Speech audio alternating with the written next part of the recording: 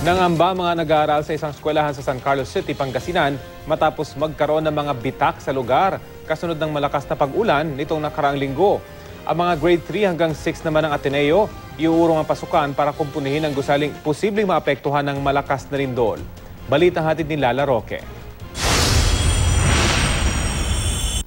Nakatanggap ng notice na ito si Karen mula sa pamunuan ng Ateneo. Grade 3 na ang anak niya sa pasukan pero iniurong muna ang pagbabalik eskwela. Kasi explain later sila, walang sinasabing reason kung bakit i-delay yung orientation. So we were worried also baka yung classes mapopostpone din. Sa website ng Ateneo, ipinaliwanag ng kanilang presidente na si Father Jet Villarin na tanging ang pasukan ng grade 3 hanggang 6 ang kinailangang iurong sa August 3. Para bigyang daan ang retrofitting o pagkukumpuni ng kanilang gusali base sa rekomendasyon ng Department of Education o DepEd at FIVOX. Ito raw kasi ang maapektuhan sakaling tumama ang malakas na lindol sa Metro Manila.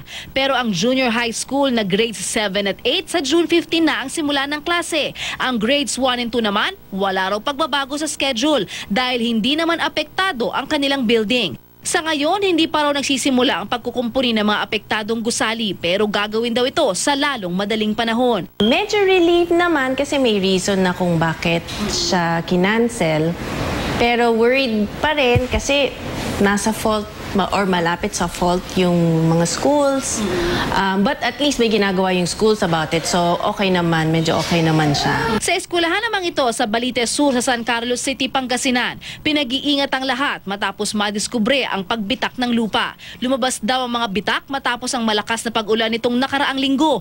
Pero hindi lamang daw dito nakita ang pagbitak ng lupa, kundi maging ang pinagkukunan ng tubig at ilang silid-aralan. Ang sa amin dito sa school, for precautionary measure, ina-advise namin mga bata na huwag pumunta dito sa areang ito. Nakitaan din ng mga bitak ang ilang bahay malapit sa paaralan. Nag-aalala din po kami, lalo na, yun nga, siyempre kung galing sa Panginoon, talagang nakakatakot na. Sa inisyal na inspeksyon ng CDRRMC, hindi pa matukoy ang sanhi ng pagkakabitak-bitak ng lupa. Base kasi sa hazard map ng lungsod, wala namang fault sa lugar. I-refer po sa region at saka sa toolbox. Yung mga expertise po ang talagang mag-sesend po sila doon ng mga galing doon. Sa ngayon, ipinagbawal muna ang pagpunta sa bahagi ng paaralan na nakitaan ng bitak sa lupa. Lala Roque, GMA News.